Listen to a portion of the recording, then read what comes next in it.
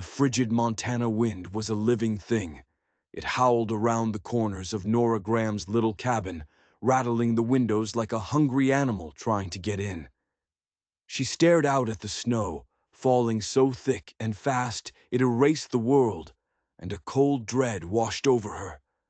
She'd told herself this was an adventure. She'd told herself she was brave.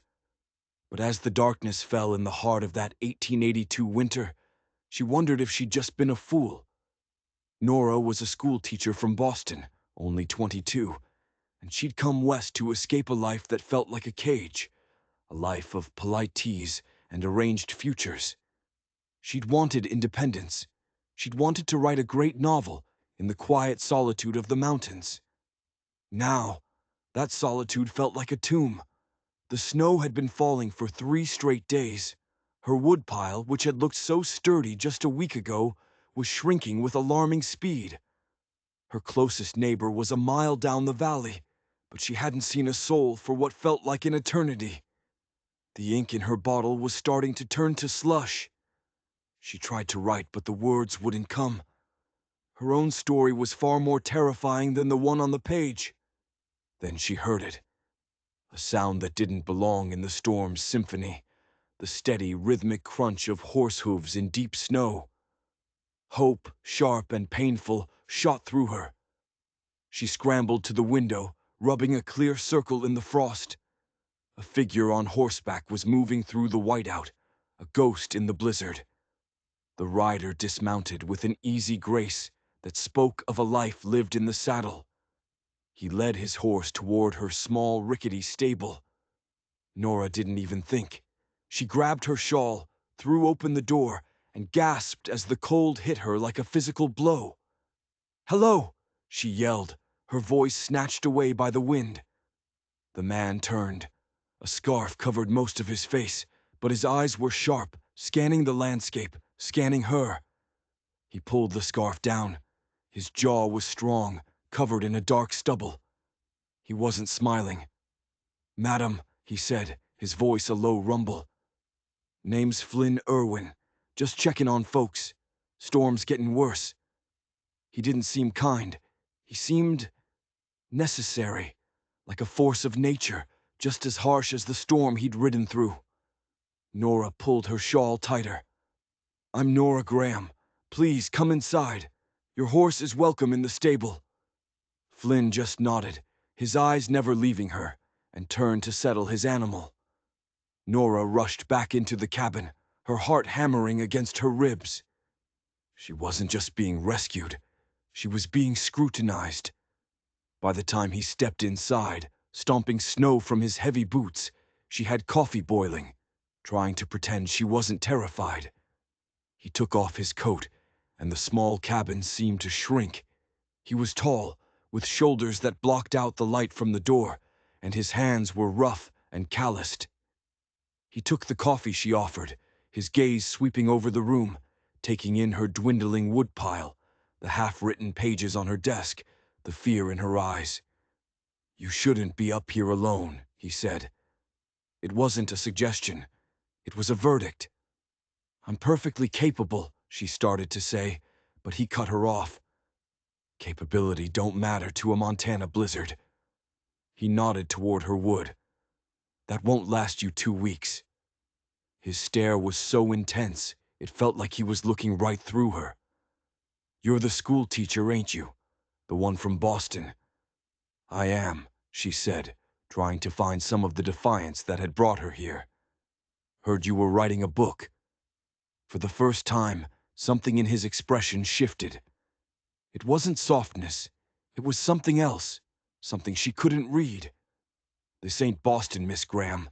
Up here, survival comes first. Everything else is a luxury." As if on cue, the wind screamed, and the cabin groaned under the weight of the snow. "I have a place," Flynn said, his voice dropping lower. 3 miles west, built to last, more supplies than you can imagine." He paused, and the air grew thick with unspoken things. "You should come back with me." Nora's cheeks flushed. A woman, alone, in a man's cabin. It was unthinkable. "I couldn't possibly." You could die here, he said, his voice flat, devoid of any emotion. Pride ain't worth much when you're frozen solid. He was right. She knew he was right. But there was something about him, a coiled tension, that set every nerve on edge. He wasn't just a concerned neighbor. There was a story behind those storm-colored eyes, and she had a feeling it wasn't a happy one. Before she could answer, a new sound ripped through the air. A deep, guttural roar that wasn't the wind. The floorboards beneath her feet trembled. The very mountain seemed to be tearing itself apart. Flynn's face went rigid with alarm. He wasn't just concerned anymore. He was terrified. "Avalanche," he breathed, and lunged for her. "Get away from the wall." His warning came too late. The world exploded in a cataclysm of sound and force. The back wall of the cabin didn't just break, it disintegrated. A solid wave of snow, ice, and splintered timber crashed into the room, lifting Nora off her feet like a rag doll. There was a moment of searing pain, a flash of white, and then nothing but a deep, crushing darkness. Consciousness returned in jagged pieces, a throbbing pain in his head. The bone-deep chill of snow packed against his skin. Flynn lay buried, the weight of a wooden beam pinning his back. He blinked, trying to make sense of the darkness, the avalanche, the schoolteacher. "Miss Graham!" he yelled, his voice raw and hoarse.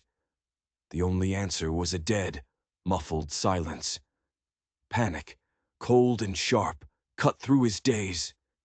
He shoved himself upright, ignoring the bolt of agony that shot through his left shoulder. The cabin was gone, or what was left of it was a skeleton half swallowed by snow. "Nora!" he screamed, his voice cracking. He started digging. He clawed at the packed snow with his bare hands, his mind a frantic, repeating prayer. He threw aside broken chairs and splintered planks, the cold biting into his fingers, turning them numb and useless. But he didn't stop. He couldn't stop. He'd seen death in these mountains. He'd seen it take good men, strong men. The thought of it taking this woman, this stubborn, foolish woman from Boston, with her half-written novel and defiant eyes, was unbearable. After what felt like a lifetime, his frozen fingers brushed against something soft. Fabric. He dug with a renewed frenzy, scooping away snow until he uncovered a hand, pale and still. He followed the arm, his heart pounding a frantic rhythm against his ribs, until he revealed her face. She was unconscious, her skin a terrifying waxy white. A gash on her forehead leaked a trail of blood into her auburn hair. He pressed his trembling, numb fingers to the side of her neck. He held his breath. For a second there was nothing. Then he felt it. Faint, thready. But there. A pulse. She was alive. The relief that flooded through him was so powerful it almost brought him to his knees. But there was no time. The sun was setting, and the temperature was plummeting. The shattered remains of the cabin wouldn't keep a field mouse alive through the night. He had to get her out. He had to get her to his cabin. Working with a methodical urgency, he cleared a small space in the most sheltered corner. He found her bed, miraculously intact, and dragged it over. He pulled every blanket, every piece of clothing from her trunk, and piled them on top. The stove was overturned, but it looked solid. He righted it, cleared the chimney pipe, and with the last of his feeling fingers, managed to get a small, sputtering fire going with a few salvaged logs. He lifted Nora carefully, her body limp in his arms, and placed her on the makeshift bed. He cleaned her wound with melted snow and a strip of cloth torn from his own shirt. "Nora," he said softly, patting her cheek. "Can you hear me? Open your eyes." Her eyelids fluttered. Then slowly, they opened. Her green eyes were clouded with confusion. "What happened?" she whispered. "Avalanche," he said, his voice gentle for the first time. "You're hurt, but you're going to be okay." She tried to sit up, then winced, a sharp breath hissing through her teeth. "Everything hurts." "Don't move," he commanded. "You remember me? Flynn Irwin." Her brow furrowed for a moment, then cleared. "You came to check on me." "That's right," he said, and then her eyes widened as she saw his hands. "Your hands," she gasped. "They're bleeding." He glanced down at his raw, cracked fingers, the skin split and purple from the cold. "Had to dig you out," he said dismissively. "Don't you worry about it." But there was something else he wasn't telling her. As he had dug her out, as he'd cleared the snow from her unconscious form, his fingers had brushed against a small, leather-bound book tucked inside her coat. Her journal. And in that desperate moment, a darker impulse had taken over. He'd slipped it from her pocket.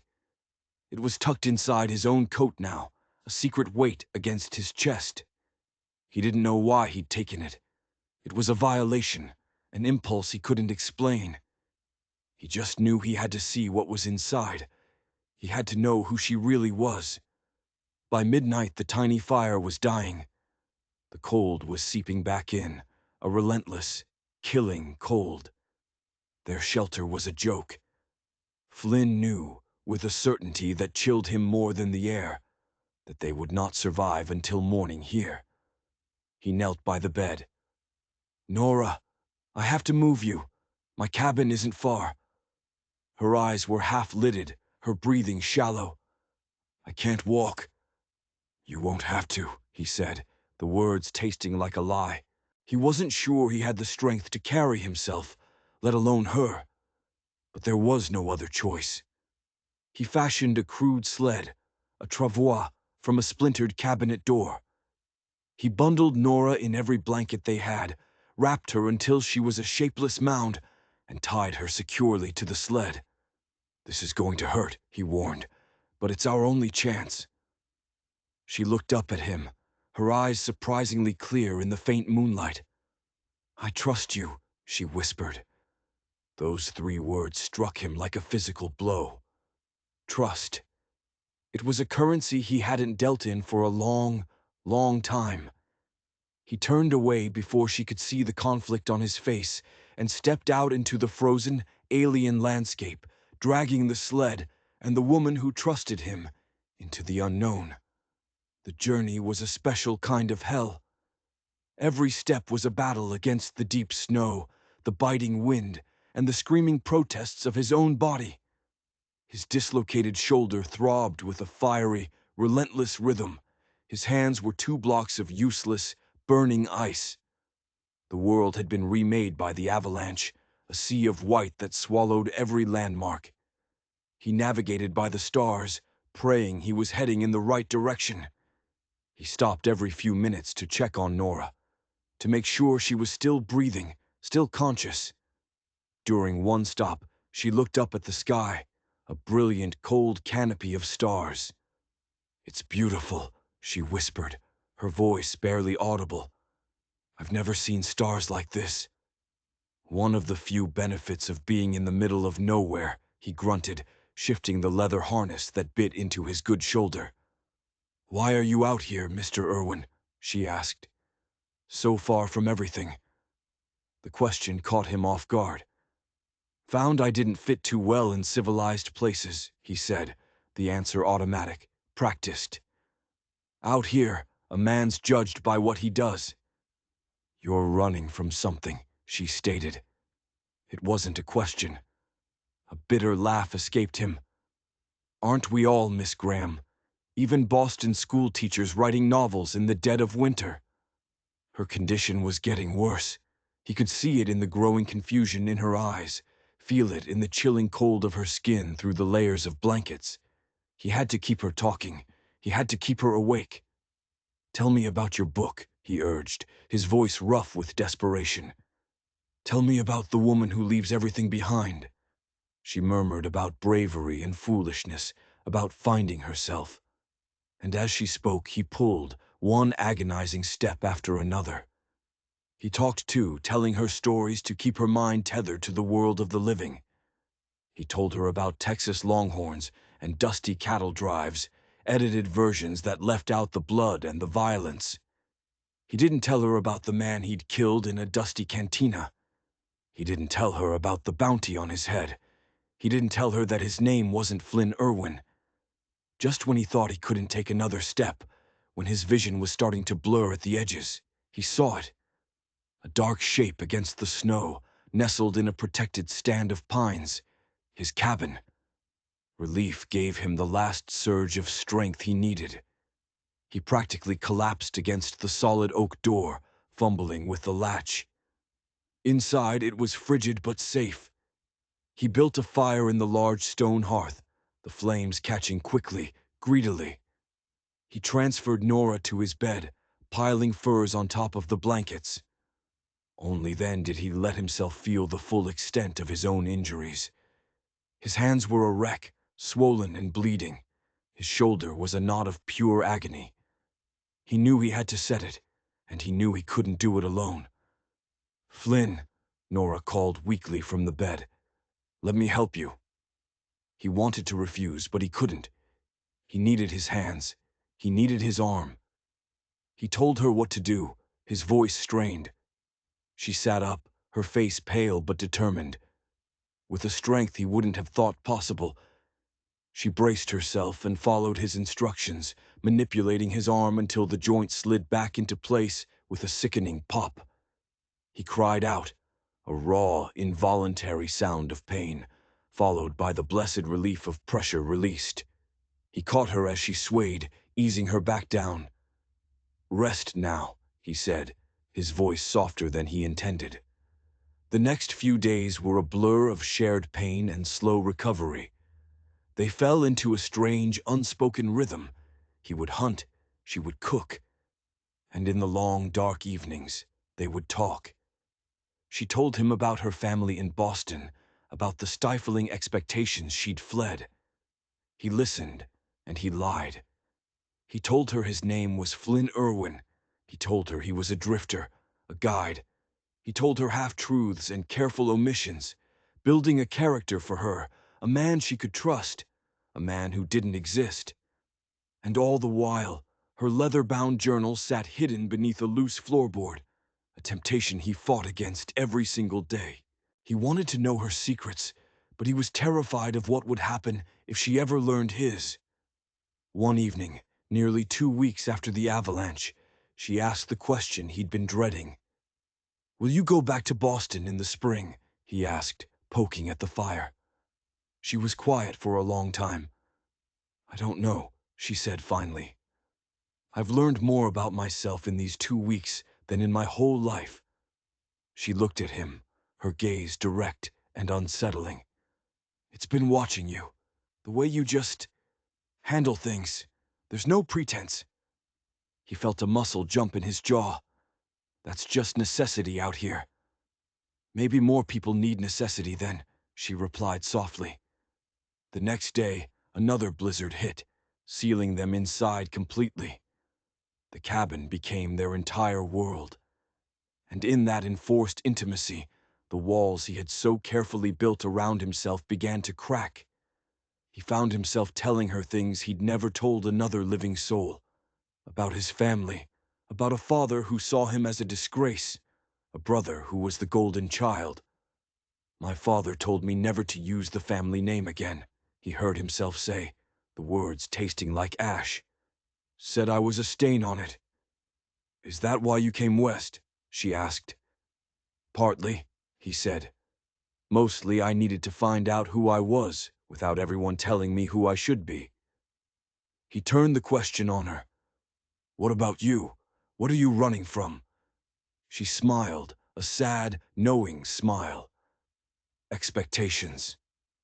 They were two fugitives, he realized, hiding from different kinds of prisons.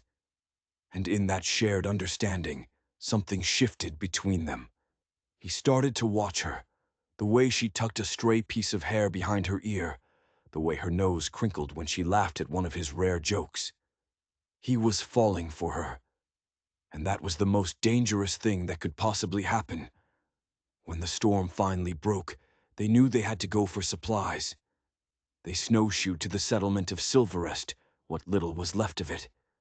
The shopkeeper, Mr. Iverson, was overjoyed to see them alive, pressing supplies on them for free. He offered Nora a room above his store, a way out, a way back to civilization. Flynn held his breath, waiting for her answer. A cold, hollow feeling opened up in his chest at the thought of her leaving. "Thank you, Mr. Iverson," Nora said, her voice clear and strong. "But I need to stay and help Mr. Irwin. His hands are still healing. He was injured rescuing me, after all." The relief was so intense, Flynn felt dizzy. They gathered their things and headed back to the cabin, walking in a comfortable silence. He knew he should be planning how to get her on the first stagecoach east when the thaw came. He knew he should be pushing her away for her own safety. But he was a selfish man, and he wanted her to stay. That night, as she chopped vegetables for their supper, he broke the silence. "You didn't have to do that. Stay, I mean." She set down the knife and turned to face him, her green eyes searching his. "I don't feel obligated, Flynn. I stayed because I wanted to." The simple truth of her words dismantled his last defense. He moved toward her, not even knowing what he was going to say, what he was going to do. She met him halfway. She stood on her toes and pressed her lips to his. It was a soft, hesitant kiss, but it sent a shockwave through his entire body. When she pulled back, her eyes were wide with a mixture of fear and defiance. "I'm not usually so forward," she whispered, "but nearly dying clarifies things." He touched her cheek with his bandaged hand, the rough cloth a stark contrast to her soft skin. "And what's important?" he asked, his voice barely a whisper. "Not wasting time," she said. "I'm not the person I was when I came to these mountains, and neither are you." She was right. He wasn't that person. He kissed her then, a real kiss, full of all the desperation and longing he'd been holding back. He poured everything into it, the loneliness, the fear, the undeniable truth that this woman had become the center of his world. When they broke apart, breathless, he knew he was lost. The weeks that followed were a dream. They built a life inside the cabin walls, a fragile paradise suspended in the heart of winter. He taught her to track animals, and she read him chapters from her novel. They were happy, and because he was happy, he grew careless. One night, as another storm raged outside, she traced the scar on his shoulder. "I should write to my parents," she said. "They must think I'm dead." He tensed. "What will you tell them?" "That I've found where I belong," she said, her voice soft but sure. "That I'm not going back to Boston, that I'm staying here, with you, if you'll have me." He pulled her close, burying his face in her hair. "More than anything," he confessed. He knew it was madness. He knew he was putting her in terrible danger, but he couldn't let her go. He reached under the bed and pulled out a small silver ring he'd fashioned from a melted coin. "Nora Graham," he said, his voice thick with emotion. "Will you marry me?" "Yes," she breathed, without a second of hesitation. "Yes." That night after she fell asleep in his arms, he did something he knew he shouldn't. He retrieved her journal from its hiding place. He told himself it was for her protection. He needed to know if she'd mentioned anything about him, anything that could be traced. But that was a lie. He wanted to know her completely. He opened the leather-bound book. Her handwriting was elegant, precise. He read about her frustrations with Boston society, her dreams of being a writer. He read about her arrival in Montana, her fears about the winter. He read about the day he arrived at her cabin. She described his eyes, his voice, the sense of danger he carried with him. His heart ached as he read her words, her initial fear giving way to a grudging respect, and then to something more. He turned a page, and his blood ran cold. There, sketched with remarkable accuracy from memory, was his face. And beneath it, a name he hadn't seen or heard in 5 long years. Not Flynn Irwin, his real name. And next to it, scrawled in her neat handwriting, were two words: wanted, dead, or alive. The world tilted on its axis. He stared at the page, at the face he knew was his own, at the name of the man he used to be. She knew. She had known all along. How? The wanted posters were years old, from a different territory. How could this woman from Boston possibly know who he was? He flipped through the journal, his hands shaking. He found another entry, dated just a few days after the avalanche, written while he was out hunting. "It is him," she had written. "The resemblance is unmistakable. It's the man from the newspaper clippings my father kept. The ones about the Union Pacific scandal. The man who betrayed his own family. The fugitive." His mind reeled. The Union Pacific scandal. His brother. The frame-up. How could she know these details? His eyes fell on the last line of the entry. "My father's business partner, the man they wanted me to marry, was one of the men ruined by his scheme. My family lost everything because of him. And now, he is my savior. The man I am falling in love with is the man who destroyed my life." The journal fell from his numb fingers. She hadn't stayed with him out of love. She had stayed out of something else. Revenge? Justice? He didn't know. Every shared moment, every confidence, every touch was a lie. A carefully constructed trap. And he had walked right into it. He looked over at her, sleeping peacefully in his bed, the silver ring on her finger. She wasn't an innocent schoolteacher. She was the daughter of his enemy. And she had been playing him from the very beginning. He stood up, his movements stiff, robotic. He walked to the hearth and picked up the poker, the iron heavy and cold in his hand. He had saved her life. And now, he realized with a terrifying clarity, he might have to be the one to end it. What would you do if you discovered the person you loved was secretly planning your downfall? Flynn stood over Nora, the firelight casting dancing shadows on the wall, turning the poker in his hand into a menacing weapon. His mind was a maelstrom of betrayal and fury.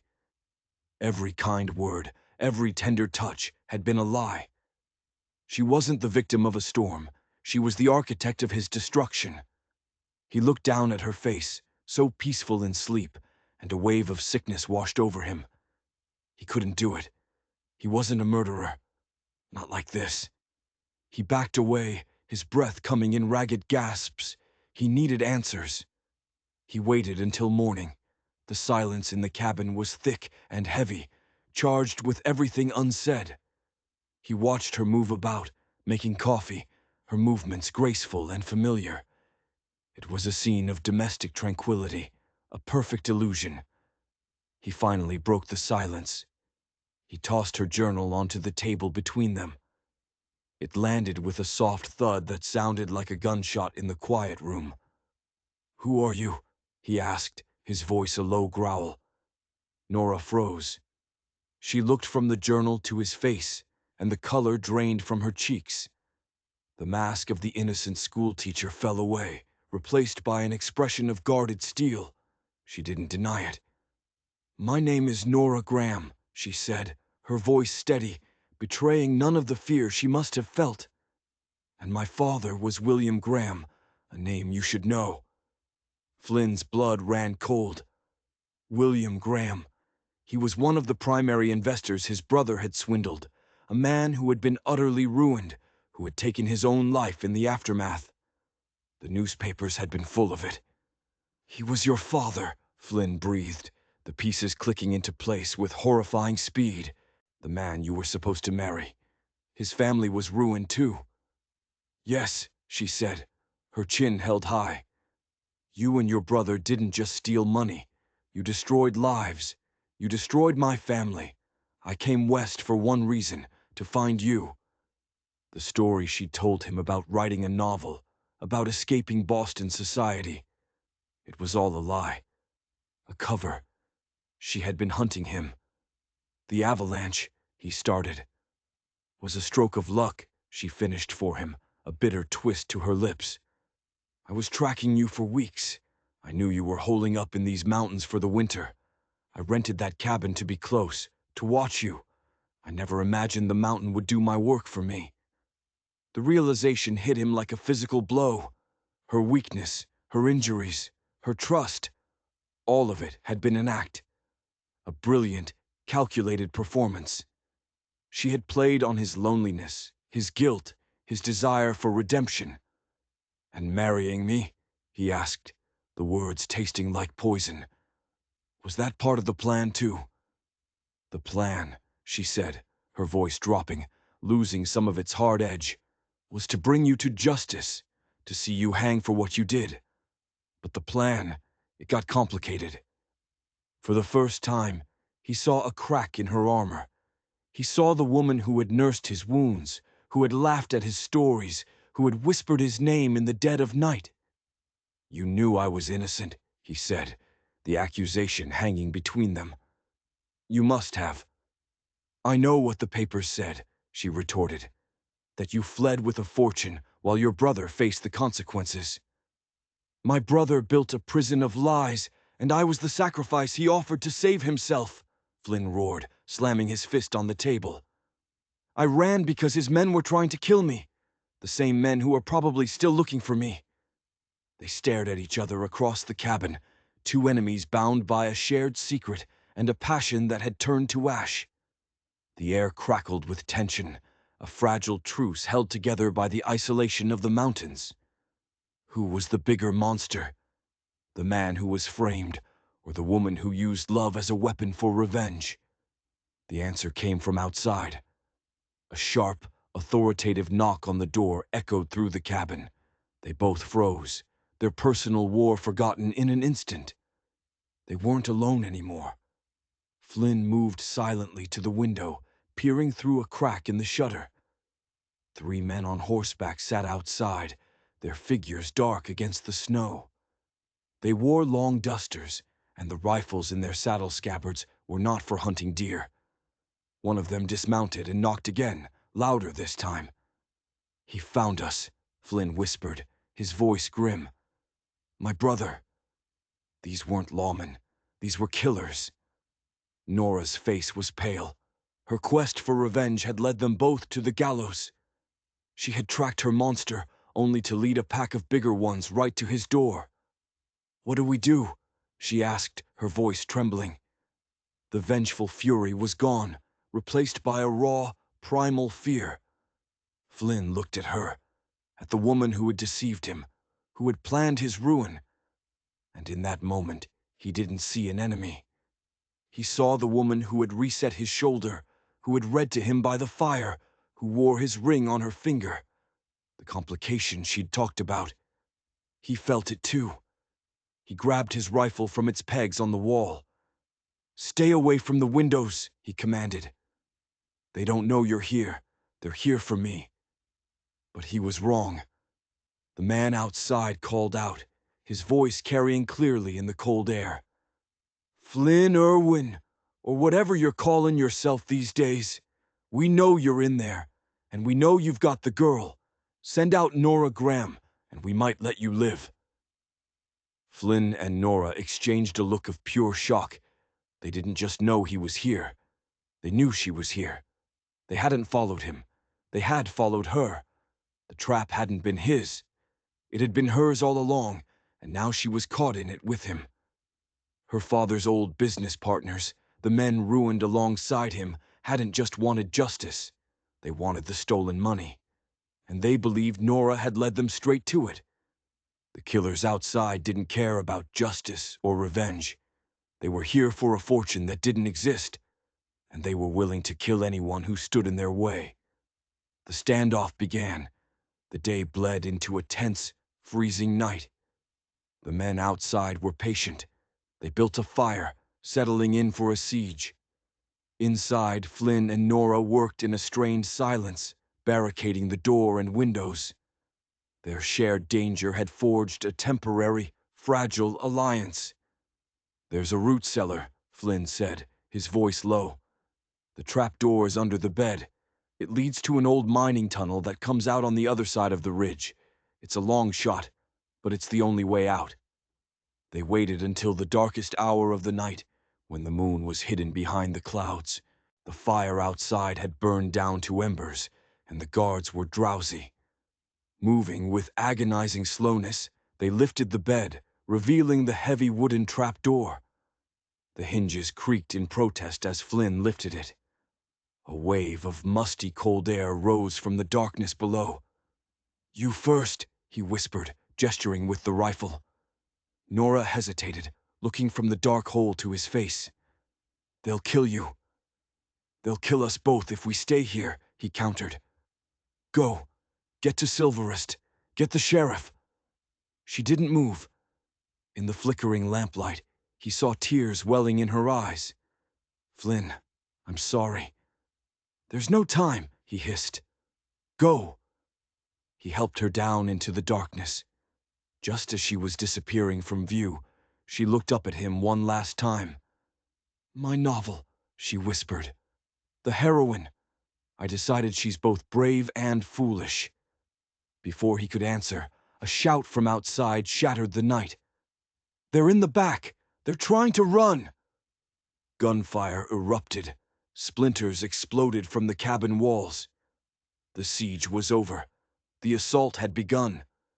Flynn slammed the trapdoor shut, threw the bed back over it, and turned to face the door, his rifle at his shoulder. He wasn't running anymore. He fired through the door, the roar of the rifle deafening in the small space. He heard a scream of pain from outside. They returned fire, bullets tearing through the log walls. He was hopelessly outnumbered, a cornered animal fighting to the last. He bought Nora as much time as he could, firing and reloading, his movements economical and deadly. But he knew it was a losing fight. A heavy log slammed against the door, once, twice. On the third blow, the wood splintered, and the door crashed inwards. 3 figures burst into the room, guns blazing. Flynn shot one, saw him fall, before a searing pain exploded in his side. He staggered back, his rifle clattering to the floor. He collapsed, his vision fading to black. The last thing he saw was the leering face of the lead gunman, pointing his pistol straight at his head. He never heard the final shot. He woke to the smell of smoke and the gentle touch of a cool cloth on his forehead. He was in a bed, a real bed with clean sheets. Sunlight streamed through a window. He turned his head, wincing at the sharp pain in his side. Nora was sitting in a chair beside him, her face pale and drawn. They weren't in the cabin. They were in a clean, sparse room he didn't recognize. "Where are we?" he rasped. "Silverest," she said, her voice quiet. "Mr. Iverson's spare room." He struggled to sit up. "The men, what happened?" "They're dead," she said simply. He stared at her, confused. "How? The sheriff?" Nora shook her head. A faint, sad smile touched her lips. "You once told me that bravery often looks like foolishness until it succeeds." She hadn't run. After climbing through the tunnel, she hadn't gone for help. She had circled back around the ridge. She had come up behind them. The schoolteacher from Boston, armed with the hunting rifle Flynn had taught her to use, had stalked them in the darkness. She had taken them out, one by one, with a cold precision that would have made a seasoned frontiersman proud. The hunter had become the hunted.